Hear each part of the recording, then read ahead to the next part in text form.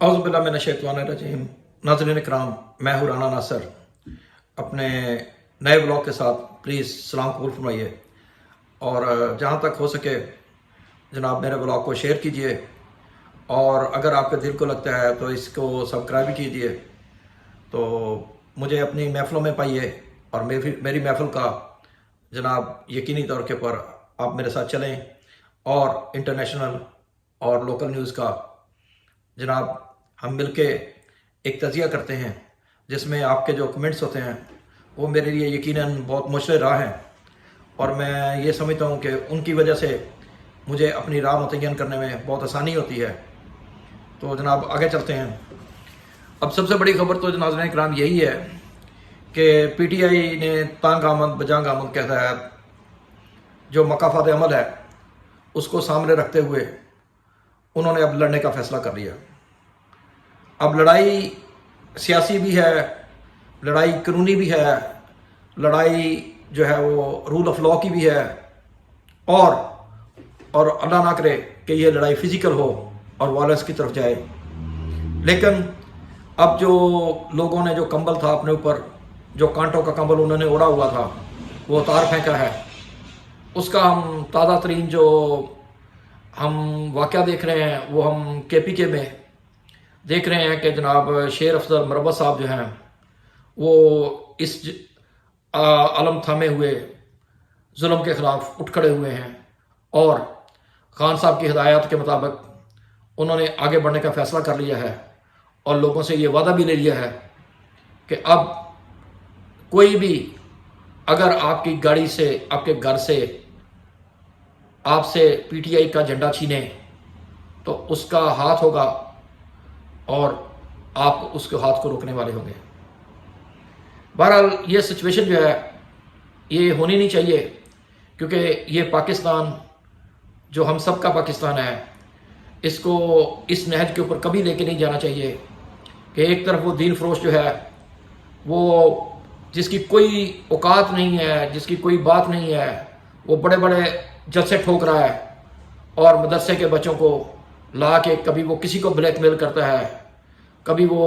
हमारे ex army chief का नाम लेता है, कभी वो फैज़ हमीद का नाम लेता है, कभी वो डीलों का नाम लेता है, कभी वो ब्लैकमेलिंग का नाम लेता है। अब समझ नहीं आती कि हमारी इतनी बड़ी रियासत है और हमारी इस्टेब्लिशमेंट इतनी मजबूत है कि उसको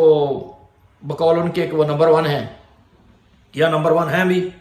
ये तो अल्लाह जानता है या वो जानते हैं। हमारे मुंह में तो क्या कहते हैं कि हम तो कोई बात करने के काबिल नहीं हैं, क्योंकि उनके कारनामे कुछ ऐसे होते हैं कि यकीनन वो खुफिया भी होते हैं। तो लेकिन एक बात ज़रूर रही है कि इस्टेब्लिशमेंट ने जो पिछले कुछ अरसे से उन्होंने ये जो नई पॉलिसियाँ बनाई हैं ये ज़्यादा आवाम में पसंदीदा नहीं की जा रही। तो उम्मीद है कि वो उसको भी अपना भी किबला थोड़ा सा सही करेंगे और ये जो हराम खोर,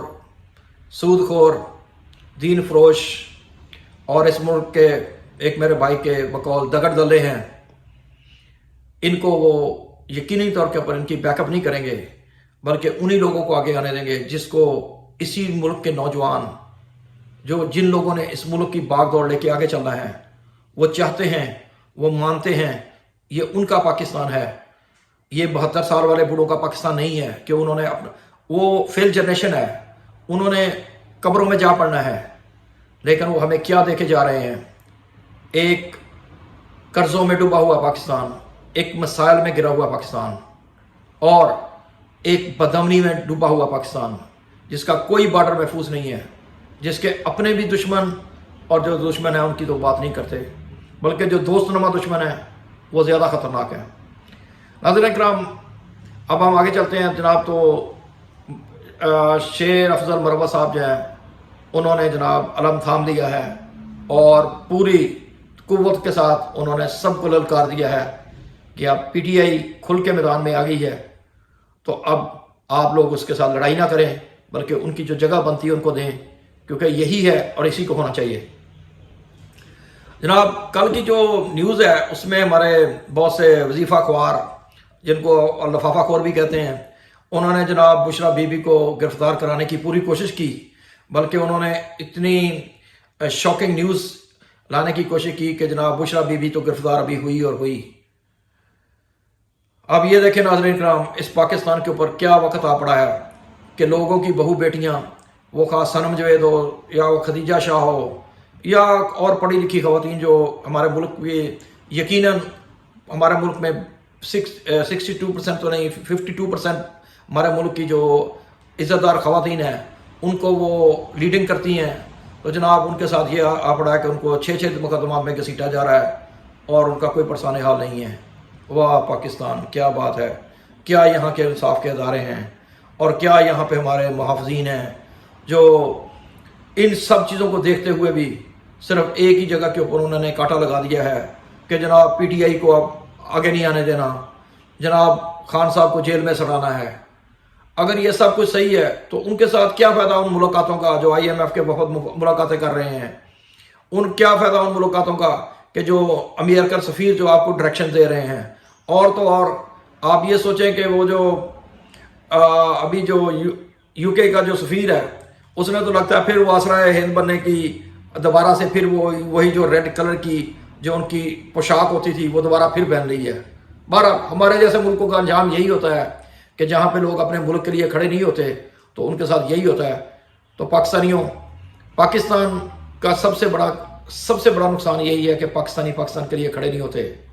आपको कोई लड़ने झगड़ने की जरूरत नहीं है किसी से, लेकिन आपको अपने हक के लिए खड़ा होना चाहिए और जो भी जालिम है उसको जालिम कहना चाहिए। वही बात है कि मुर्दा यजीद को बुरा कहना बड़ा आसान है और जिंदा यजीद का नाम लेना भी कोई पसंद नहीं करता,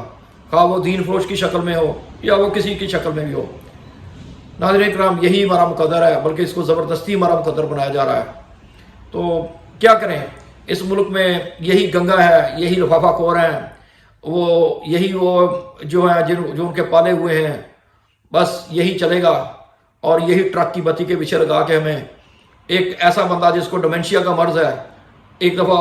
तरफ उसको हमारा लीडर बना दिया गया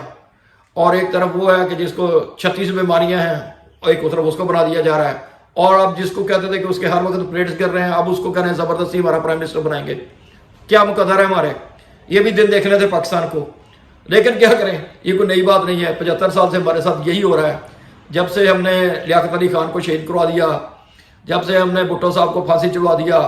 उसके बाद तकदीर यही है और तकदीर का फैसला भी यही है। अब काजी साहब आ गए हैं, तकदीर के काजी तो नहीं कहना चाहिए उनको, लेकिन काजी मुल्क के काजी आ गए हैं।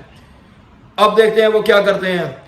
बातें तो उन्होंने बड़ी बड़ी की थी इंसाफ की और क्या कहते हैं इंसाफ देने की इस कौम को, लेकिन अब वो क्या करते हैं ये देखते हैं हमारे वाले दिनों में। अच्छा नाज़रीन कराम, एक बड़ी बात हुई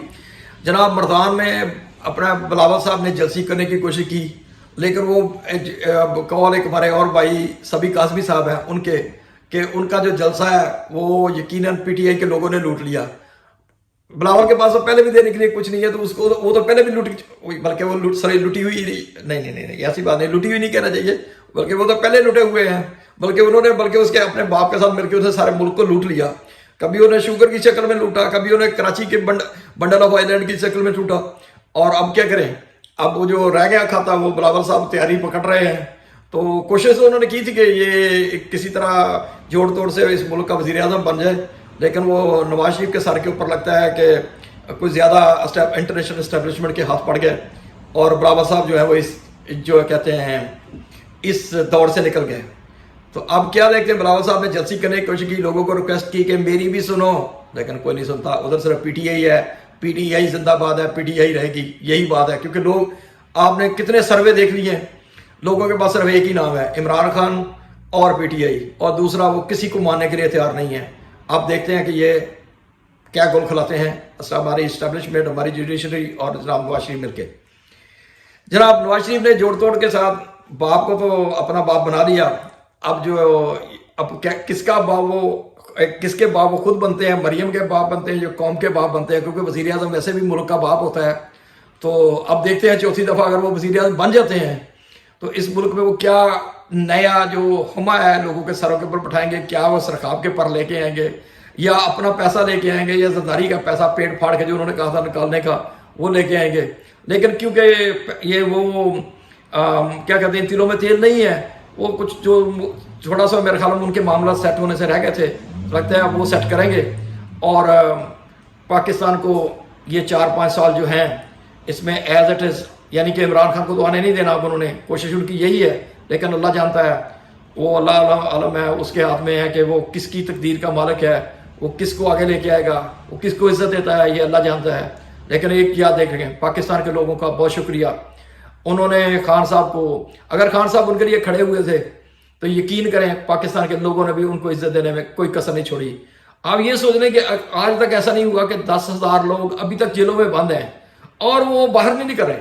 اور وہ یہ نہیں مان رہے کہ ہم کوئی اسٹیٹمنٹ دیں گے۔ ہاں کچھ گماشتے نکلے ہیں، وہ جو کیا کہتے ہیں کہ وہ ہمیشہ تک ایسے ہوتے ہیں لوگ کہ کوئی فرق حبیب ہوگا، کوئی صداقت عباسی ہوگا، کوئی ایسا ہوگا، لیکن شاید ان کے اوپر بھی ظلم کے پہاڑ توڑے گئے ہیں۔ عمران ریاض کی مثال آپ کے سامنے ہے، تو دیکھتے ہیں اب کیا ہوتا ہے، لیکن لگتا یہی ہے کہ زور زبردستی کے علاوہ کوئی چارہ نہیں ہے، ورنہ یہ قوم اب کسی کو ماننے کے لیے تیار نہیں بیٹھی۔ وما الحمد للہ، نیکسٹ ٹائم کلیئر آنا نہ سکے۔ السلام علیکم۔